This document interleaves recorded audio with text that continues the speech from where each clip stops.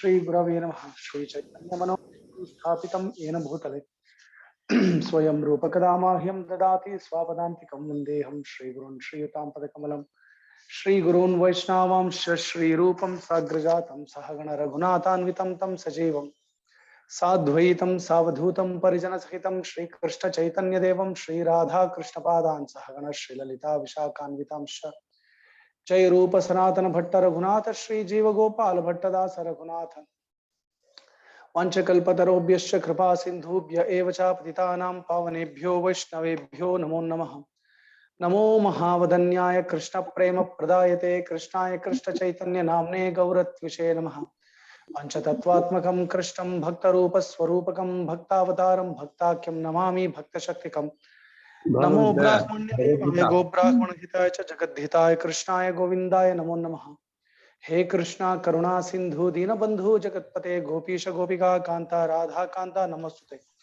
Jayatam Surato Pangor Mama Mandamater Katimata Sarvaswapada Ambujo Radha Madana Mohano Srimad Vrindaranya Kalpadrimada Srimad Ratnagara Simhasanasto Shriman Srila Radha Govinda Dev Preshtal Bhi Sevimano Smarami Shriman Rasara Saram Shri Vartata Sita Karshan Venu Swaner Gopir Gopinatha Shriyastuna Tapta Kanchana Gaurangi Radhe Vrindavaneshwari Vrishabhanusute Devi Pranamami Haripriye Vrindayai Tulasi Divyayai Priyayai Keshavasya Cha Vishnu Bhakti Prade Devi Satyavataye Namo Namaha Bhajo Shri Krishna Chaitanya Prabhu Nityananda Shri Advaita Gadadhara Shri Vasadi Gaura Bhakta Vrinda. Please repeat everyone. Hare Krishna, Krishna Krishna, Hare Hare, Hare Ram, Hare Hare. Hare Krishna to everyone. I would request new people who have joined today. We have Kalol Das. Hare Krishna. Welcome to our group. He is attending first time. He's Anupam's friend.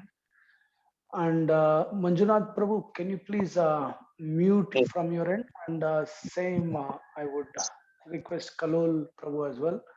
If you can request, if you can mute from your end, that would be great. Because sometimes you might be driving or you're at home surrounding kids. So everyone will not get the sound. So that's great. So everyone's muted now. So myself, Gaur Shakti Das. So we have Kalol Prabhu, who's a newcomer to our group. So we'll all give him a very warm welcome. So we do this katha every day, and we did take a break for a while because I was quite busy here in India. But things have come to sort of a easygoing status. So we are started again with the everyday Harikatha program. So we start at 7:30 Adelaide time, which goes on till 8:30. So for an hour. So we have started just yesterday Bhagavad Gita, so which is the most amazing treatise the world has seen till now. The highest theistic conception is presented in this great text, and this is the most, in one way, exploited text or exploited scripture in the world as well. Means there is no other book in the whole world where the commentaries has been written in so many diversified manner. So everyone has tried to meddle with this scripture with their own sort of intentions. When I read the introduction of this Bhagavad Gita by Srila Prabhupada, he clearly mentions these points. So which is very, very interesting to know the different standpoints, how people have approached Bhagavad Gita. That's why Prabhupada always wanted to make sure that there is no ulterior motives when the scripture is being presented. So he called it as Bhagavad Gita as it is. This is the recommended version of Bhagavad Gita, where everyone can have it in their house, and you don't have to just do the puja to the book. That is good if we worship the book, means we are showing great respect to it, but the book is there for us to dive deep in and basically imbibe those words in our hearts and also follow those instructions make it a daily routine in one way to hear and practice the words of Sri Krishna. It is direct words of the Lord which is coming down for us. Okay, so we were reading the introduction yesterday by Srila Bhakti Rakshak Sridhar Dev Goswami Maharaj. So this is another version of Bhagavad Gita. So it's called as Hidden Treasure of the Sweet Absolute.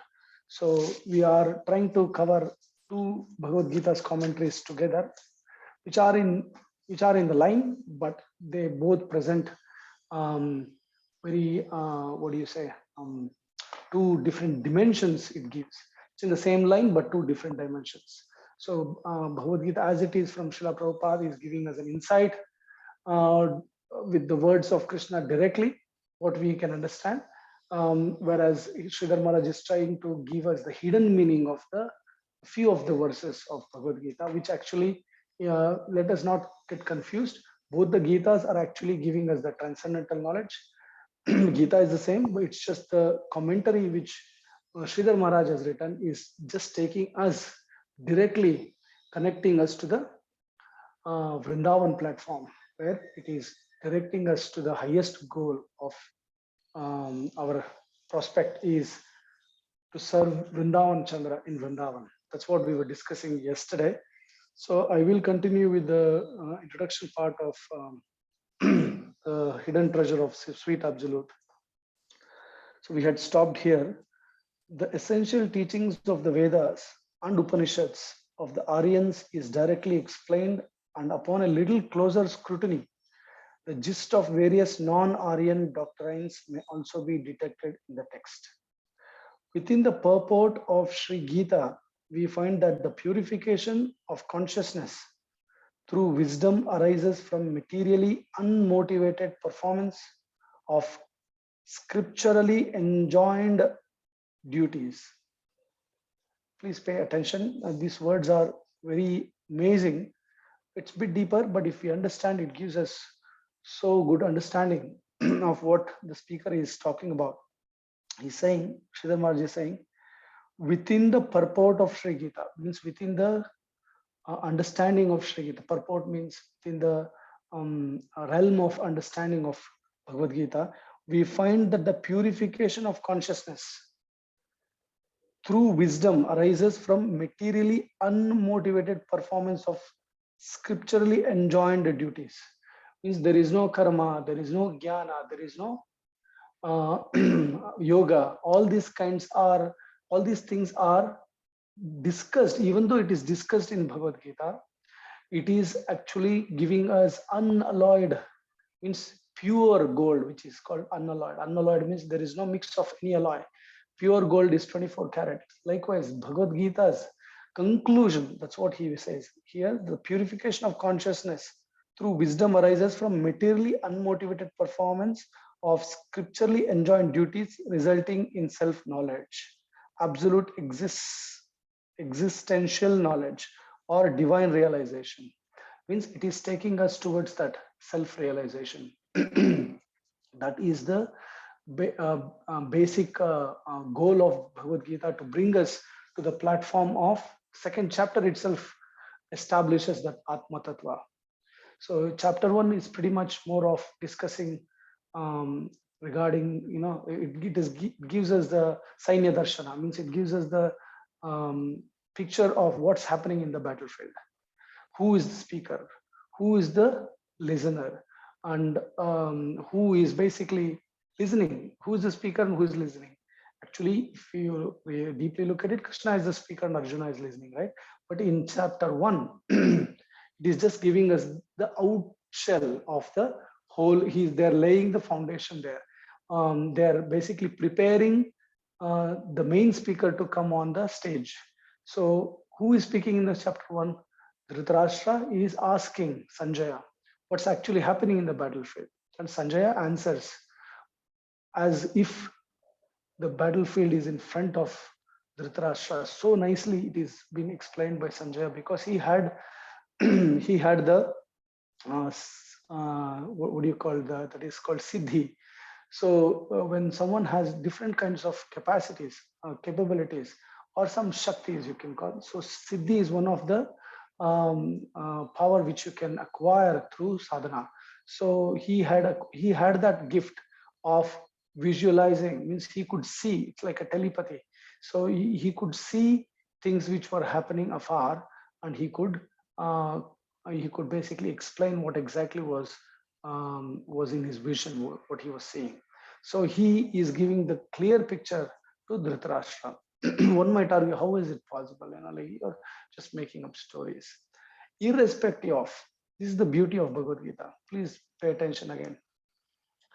Irrespective of whether Sanjaya is seeing what's happening in the battlefield and narrating it to Dhritarashtra, irrespective of it, all those things, are kept aside, because Bhagavad Gita is being read by great philosophers, scientists, doctors, businessmen. I'm just naming few materialists in one way. It doesn't mean that doctors are all materialists. I'm just giving, you understand the perspective. Means even the so-called intellectual class also has gone through, and also proper intellectual class also are inclined towards Gita.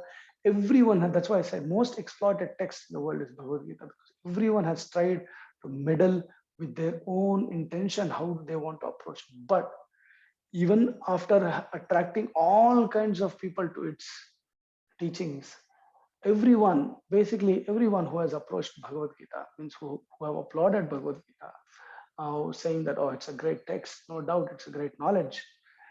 It doesn't bother. They don't give too much attention. How they're not worried about how Sanjaya is seeing, whether it is possible. That doesn't make that doesn't make Bhagavad Gita unauthentic. Irrespective of those things, the core nutshell, the teachings of Krishna is so powerful, is so amazing, so absolute, so perfect. It just pierces through everyone's heart. It just appeals to everyone. That is the beauty of Bhagavad Gita. But anyways, we as devotees, we do not basically, we accept everything in totality. Sridhar Maharaj always says, we accept in totality, because it is in the realm of transcendental plane. When anything is in touch with Krishna, everything is perfect and everything is absolute, and also anything is possible.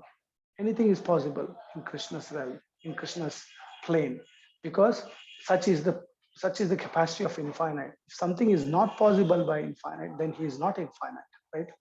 So we accept it in totality.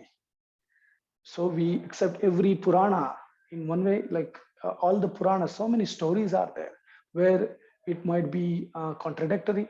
It might be really not, we cannot believe when a crow is talking, when a swan is giving teachings. So many things are there in the Puranas, but if we know, if to harmonize how to look at that particular story, then we will actually gain the Shraddha to advance in our spiritual life, because only through faith, Shraddha, we can basically gain the proper direction, and also to reach the highest goal, which is lotus feet of Shri Krishna. So the whole understanding of reading Gita is just not to scrutinize Gita. We cannot scrutinize Gita. We cannot understand with our intellectual capacity. We'll have to come to the stage of surrender.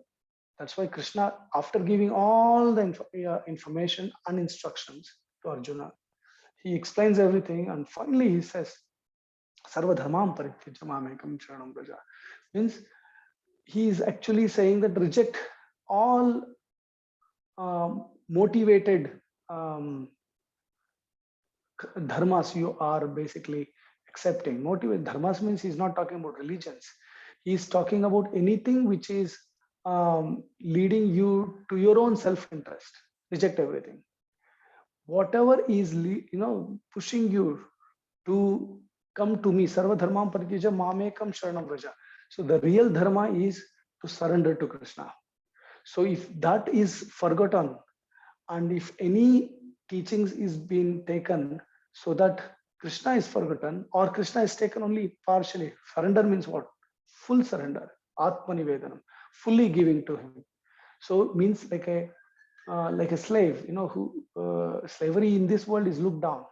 If you really look at what actually slavery means, let's not for a second worry about whether slavery is good or bad. Let's just look at what is slavery. Slavery means a person who is serving his master thinks that he exists for his master's desire. He exists for means his existence is fulfilled when his master is happy. He is even ready to do anything and give up his life also if it pleases his master. So that is called the absolute slavery. It means it is the actual understanding. So slavery is not done in this world, probably. That's a different story. And also the master exploits the slave. That's why it has been looked down, and we condemn this in this world. But the same thing is the most desired position of the devotees who are aiming. Their goal is actually to become the divine slaves of the Lord. It's called divine slaves. Means we we should get that feeling, and we get that position where we are happy to throw ourselves at anything to basically serve Krishna. When we have that kind of that kind of um, feelings, that kind of desire, and if we develop it spontaneously, not by basically by our mind, or by it should be a heart connection. If we have that kind of heart connection, so we are always attached to Krishna. We don't have any other desires. So yes, that is ideal. We are not there yet, but we are trying to push ourselves there, going the right plane. So how do we go in the right plane, right path? By accepting Guru, Sadhu, and Shastra. We need a teacher to teach us. Otherwise, we'll go wrong. For a material degree or even just schooling, we need a teacher. We send all our kids to the school. Why? So that they can learn from the proper place. That place is made up of teachers. There is no teachers, there is no value for school. So a teacher is basically provided to the student so that the student is nourished properly and he or she is trained properly by the teacher. So just to become a gentleman here, just to become a professional here, you need a guide, you need some help. So we can accept that, but we always say that, oh, why do we need Guru? It's me and Krishna. I have devotion to Krishna. I will please him. Just think logically, does it make sense? Do we have the capacity, first of all, to know Krishna? We are like lotus flower. We are nourished by the sun, who is Krishna. So lotus flower is always safe when it is in the particular distance from the sun. And if it takes the shelter of water. If the lotus flower thinks, oh, it's just me and sun, because sun is what nourishing me. Without sun, I will die. So what I'll do is I'll be independent. I'll just be fully exposed to the sun without being in the water. As soon as the lotus is taken out from the water, it dies. Because the same sun which was nourishing will burn it.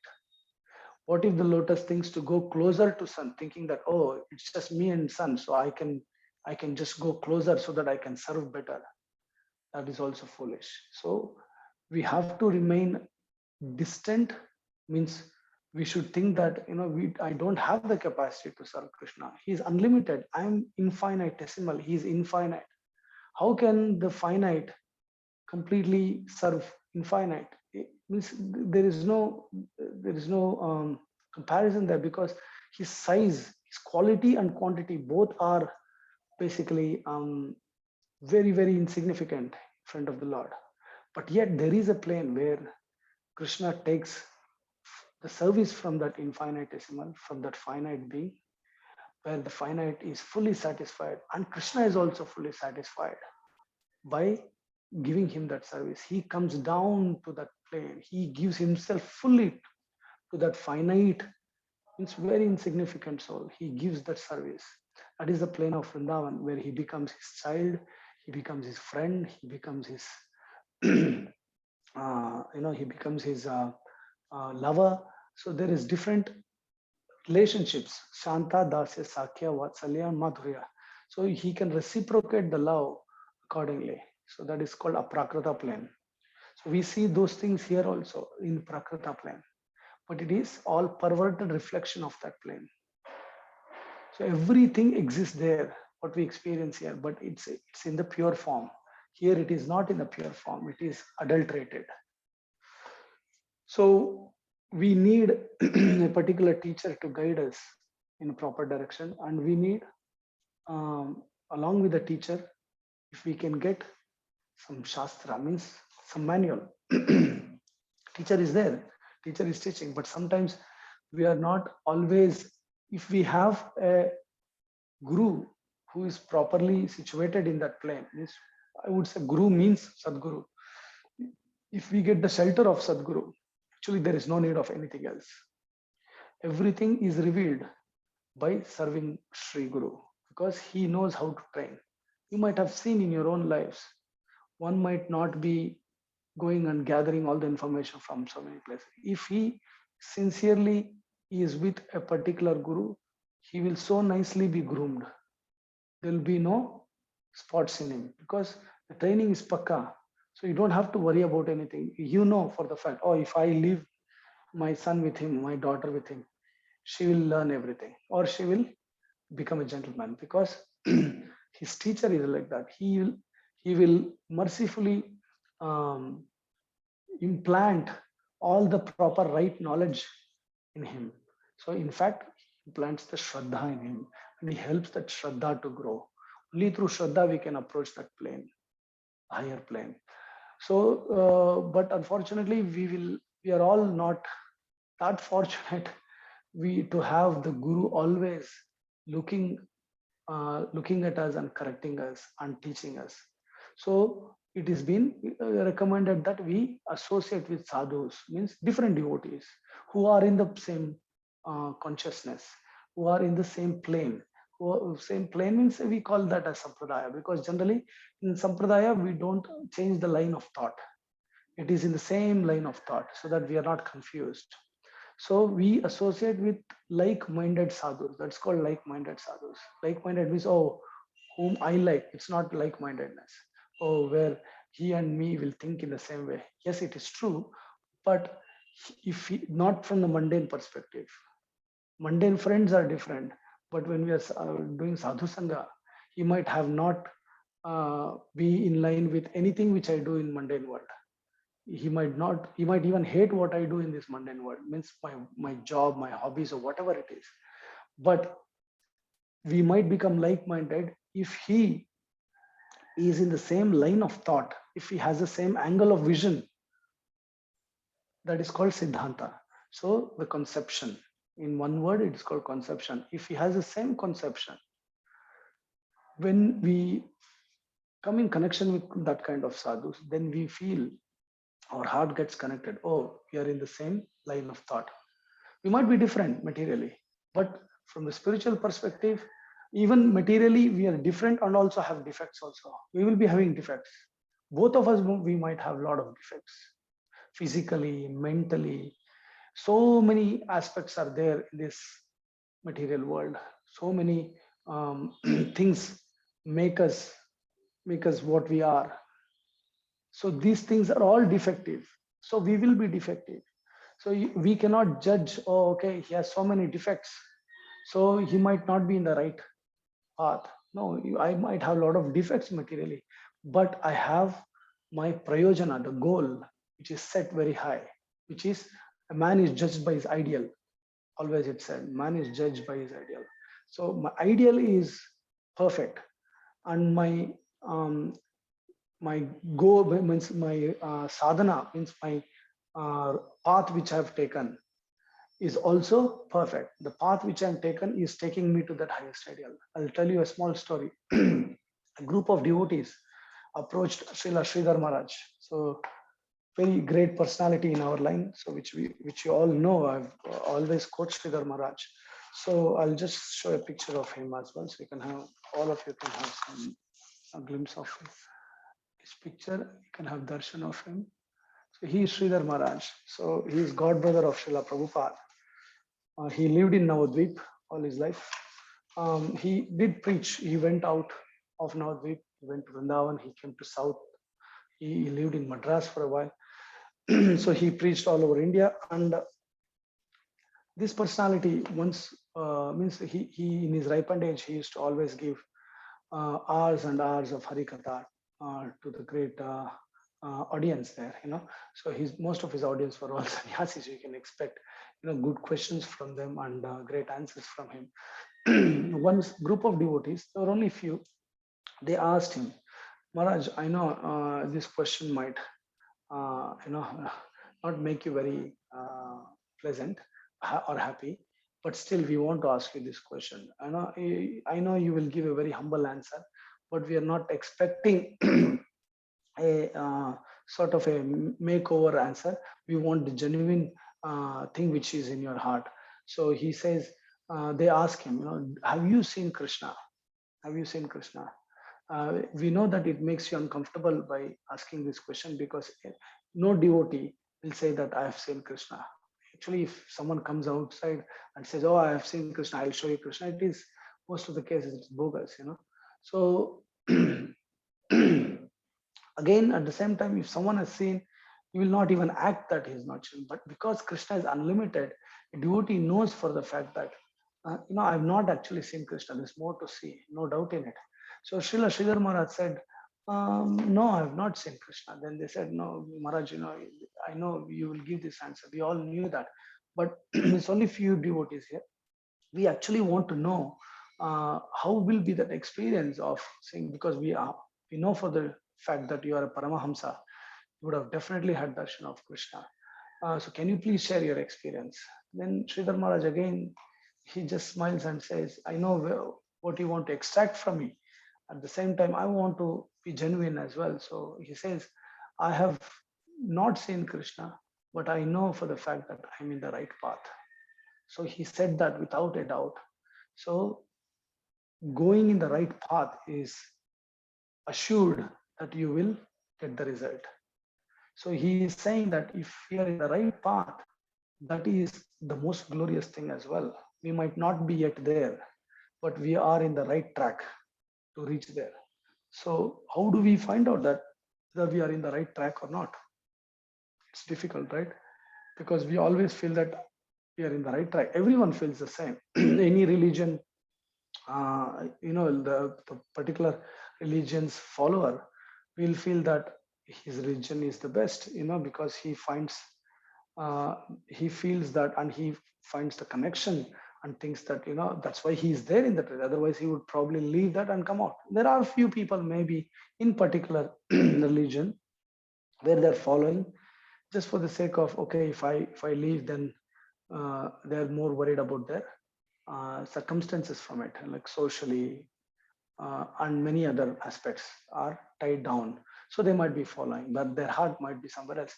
But general mass of people, they think that the religion means what? Set of belief. So my belief means what I think, what I'm following is the perfect thing.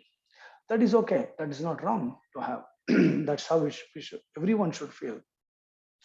If one feels that, oh, okay, what I'm following is might not be right, then he's just a hypocrite staying there. We should all feel that yes, it is genuine, that is fine. But yet there is gradation in anything and everything. Not every road will lead to the same destination. So we have to be very, we need to have Sukruti. It's called Sukritivan. If we are Sukritivans, then it's not actually in our hands to be in the right path or not, in one way. In one way, yes, it is in our hands, but in one way, it is all from Sukruti. And what is in our hands? Our sincerity. If we are sincere, we will, Krishna says, one who approaches me sincerely, without any ulterior motives, I will never cheat him, means I will never reject him. He will accept him, means we will find Krishna. Momentarily, it might seem that he might be not in the right path, but eventually he will come to the right path. Number one. Number two, there are a lot of sincere souls maybe in the wrong track. You might say, oh, look, they are so sincere, but they're in the wrong track. But sincerity again is a question mark. On what criteria you are judging his sincerity? So sincerity is judged by not having any ulterior motives. The only motive is to sail in the proper direction. Only motive is to sail in the proper direction. Proper means what? To actually find Krishna, to serve him, not us being in the center. Us being in the center means Kanaka Kamini Pratishtha. So we'll have ulterior motives, desires to always enjoy. Yes, we might be caught up with Maya's energy, no doubt in it. We will be driven from her clutches, from her. Maya is very strong, small glands of Maya will be nowhere. And we experience that every day. We get engrossed with her energy. That is there. But when Sukritivan, one who has Sukruti, or one who is sincere, will always feel that no, I again fell down, but I want to march again. I want to get up. I want to get up and march. I want to get up. And that feeling is there, which keeps him in the right path. That is very, very important.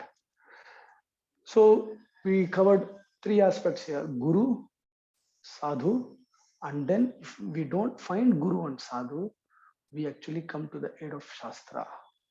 So again, Shastra is not independent. Shastra is when we are with Guru, we learn what Guru has got from Shastra and his Guru. So it is Bhagavata, book Bhagavata, and person Bhagavata. So um, we try to associate with both these Bhagavatas. So when both are absent, we then take shelter of Krishna's instructions. But it is better to take shelter of Krishna's instructions through books only when we have particular guru or sadhu guiding us. Otherwise, we'll misunderstand even the books. I'll just give an example. If you don't know how to operate an electronic device, if you're seeing it first time, let's take computer. So you have no idea how it works. You have never seen one. And if someone gives you a manual and says, just work it out, if that was so easy, everyone would become a computer expert, right? Because the books are available. In fact, sometimes it is free. So why everyone cannot become computer expert? Because there is a lot of foundation which is put before you read the manual. First of all, you don't get a computer science degree when you're age 5. So there's a lot of foundational subjects to be properly understood. The mathematics, the the different aspects. I'm not a computer scientist, but I'm just saying different aspects are to be basic knowledge should be there to understand the higher knowledge. Number one. Number two, if we are given a manual, how often we get everything right perfectly? It's definitely useful. Without means compared to without not having a manual, and having a manual makes a big difference, no doubt in it. But not everyone can understand everything perfectly just by having the manual. There are people where they might get right, but the percentage is very low. Generally, we need an instructor next to us. That is why when you go to colleges or some computer institutes, there will be an instructor. There will be the manual as well. So both. Whereas if you get manual and the instructor, the chances of going wrong is very low because you will learn perfectly. So if both are not there, if you try to learn computer by yourself, you will probably just get frustrated and probably even break that computer because that is how it is. So that is how many people lose faith in God because they are trying to understand God with their own self, energy or intellectualism or whatever you can put, or even just they think that, oh, I have faith and I have love to God, but it is all just their sentiments. Sentiments is produced by mind. So there are divine sentiments also, which is actually the final step. That is how we come to the plane of Vrindavan, just by connecting to that divine sentiments. But we should not mistake divine sentiments to the mundane sentiments. Mundane sentiments, it's all produced in the mind. Mind is material. So all these things will be discussed in Bhagavad Gita.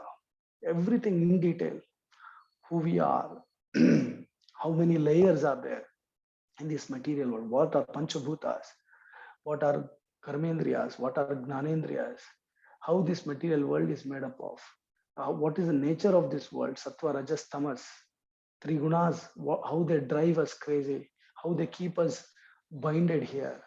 Those, those things are very important for us to know. When we know how things are working here, it is very beneficial for us to generate some faith.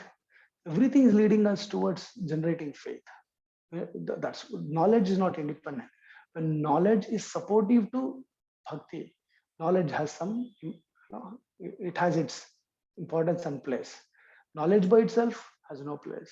If it is not producing bhakti, knowledge is like, it is just in a milk in a dog's udders. So it is not useful at all. If the knowledge is supporting, if karma is supporting, knowledge is supporting the bhakti, then even knowledge shines there. Knowledge is a rope which is actually helping the bhakti. So we need to hold that rope, no doubt in it. At the same time, we should be aware that just gathering knowledge doesn't really help anything. All right. So we will continue the introduction which we were reading. So in the analysis of Sambandha Gnana, please listen again. So this is what Sridhar Maharaj is saying about how and what Gita actually gives. In the analysis of Sambandha Gnana, or knowledge of divine relationship, Sri Gita has revealed that the nature of the most original truth is a transcendental, all-conscious personality. Sambandha. So what does Gita give us? Gita gives us understanding of Sambandha, Abhidaya and Prayojana. All scriptures discusses these three major perspectives. Sambandha. What is Sambandha? Anything you read, first you want to know, why am I studying this or reading this or following this? You need to know that, right? If for you need to know the goal of it. First, you need to know what is the relationship. Who am I first? Why I should read? Why I means who am I? And what is this book about? All these things are revealed in Sambandha. So Sambandha actually reveals the relationship between the knower and the